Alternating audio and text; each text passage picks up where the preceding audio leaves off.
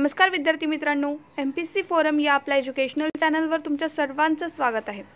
तर मित्रांनो, आजच्या लेक्चरमध्ये आपण महाराष्ट्र भूगोलावरील महाराष्ट्रातील म्हणजेच कोकणातील पुळणे म्हणजे बीचेस हे आपण आजच्या लेक्चरमध्ये अभ्यासणार आहोत। तसेच या अगोदरच्या लेक्चरमध्ये आपण ऑलरेडी कोकण किनारपट्टी, कोकणातील सर्व नद्या, कोकणातील सर्व खाड्या, कोकणातील बंदरे ही सर्व लेक्चर कोकण रिलेटेड पाहिलेलीच आहेत।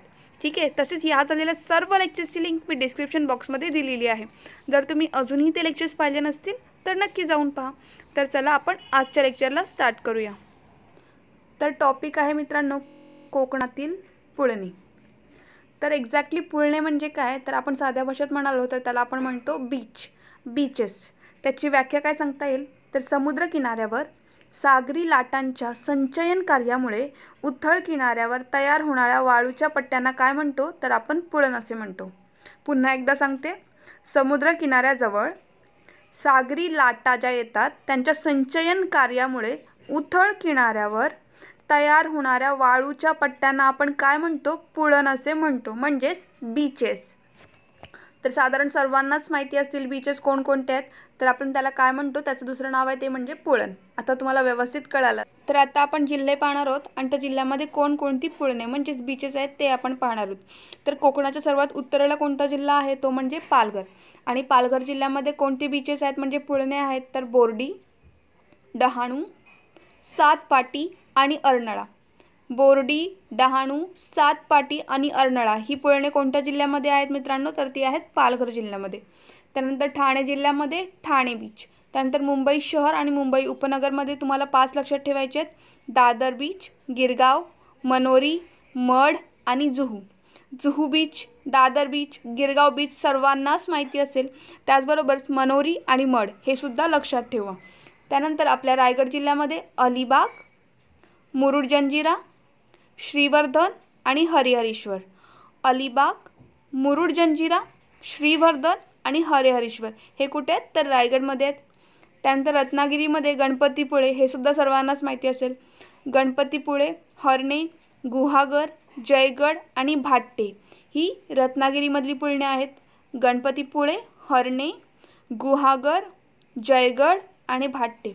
त्यानंतर सिंधुदुर्गमध्ये कोणकोणती आहेत, तर तारकर्ली, शिरोड, दाभोळी, मोचेमाळ आणि उभदंडा ही कुठे आहेत, तर सिंधुदुर्गमधली आहेत।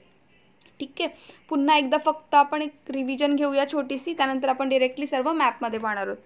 तर पालघरमध्ये आपण कोणते पाहिलेले, 4, बोर्डी, डहाणू, सातपाटी आणि अर्नाळा। ठाण्यामध्ये ठाणे, मुंबई शहर आणि मुंबई उपनगरमध्ये दादर, गिरगाव, मनोरी, मढ आणि जुहू। रायगडमध्ये अलिबाग, मुरुड जंजिरा, श्रीवर्धन आणि हरिहरेश्वर। रत्नागिरीमध्ये गणपतीपुळे, हरणे, गुहागर, जयगड आणि भाट्टे।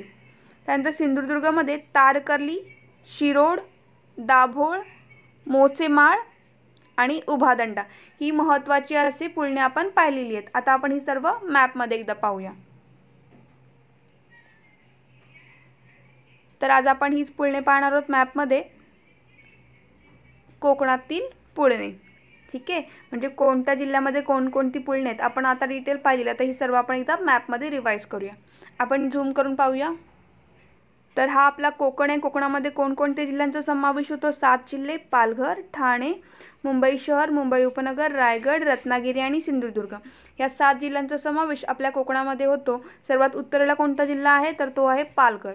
आणि पालघरमध्ये कोणती बीचेस म्हणजे पुळणे आहेत, तर 4 लक्षात ठेवायचे आहेत, बोर्डी, डहाणू, सातपाटी आणि अर्नाळा। बोर्डी, डहाणू, सातपाटी आणि अर्नाळा ही पुळणे पालघरमध्ये। ठाण्यामध्ये ठाणे, मुंबई शहर मुंबई उपनगरमध्ये मनोरी, मढ, दादर, गिरगाव आणि जुहू। रत्नागिरीमध्ये हरणे, गुहागर, जयगड, गणपतीपुळे आणि भाट्टे। सिंधुदुर्गमध्ये दाभोळी, तारकर्ली, मोचेमाळ आणि उभदंडा ही सर्व काय आहेत, तर आपल्या जिल्ह्यामधली पुळणे आहेत। ठीक आहे, तर आता आपण इथे सुद्धा डिटेल पाहिलेली आहे मॅपमध्ये, तसेच मगाशी सुद्धा आपण डिटेल्स पाहिलेली आहे। आता हा लेक्चर आपल्या इकडे संपलेला आहे मित्रांनो। तर आता आपण सर्व डिटेल्स पाहिलेली आहे मित्रांनो. कोकणातील 7 जिल्हे आणि त्या 7 जिल्ह्यामध्ये प्रत्येकी कोणकोणती अशी पुळणे आहेत. तर मित्रांनो, तुम्ही सुद्धा ही डिटेल्स स्वतः मॅपमध्ये प्लॉट करा आणि सर्व महत्त्वाची अशी मी घेतलेली आहेच. या व्यतिरिक्त सुद्धा महत्त्वाची जी तुम्हाला माहिती असतील ती नक्की कमेंट करून सांगा, म्हणजे आपल्या बाकीच्या मित्रमैत्रिणींना सुद्धा ह्याचा यूज होईल. ठीक आहे. आणि तुम्हाला हा लेक्चर आवडला असेल तर लाईक करायला विसरू नका, म्हणजे मलाही कळेल तुम्हाला समजते की नाही. ठीक आहे. आणि कोणता असा टॉपिक असेल तर तुम्हाला हवा असेल, मी तर स्वतःहून पूर्ण करणारच आहे आपला महाराष्ट्राचा भूगोल. आणि तसेच लवकरात लवकर मी क्वेश्चन सिरीजसुद्धा स्टार्ट करणार आहे. ठीक आहे. आता आपलं थोड्या लेक्चर्समध्ये महाराष्ट्राचा प्राकृतिक भूगोल तर कंप्लीट होईल. सो आपण साईड बाय क्वेश्चन सिरीजसुद्धा स्टार्ट करणार आहोत. ठीक आहे. तर मित्रांनो, तुम्हाला हा लेक्चर आवडला असेल, यूजफुल वाटला असेल तर लाईक आणि शेअर करायला विसरू नका. आणि अशाच लेक्चरसाठी आपल्या चॅनलला नक्की सबस्क्राईब करा. तर भेटूया पुढच्या लेक्चरमध्ये. थँक्यू.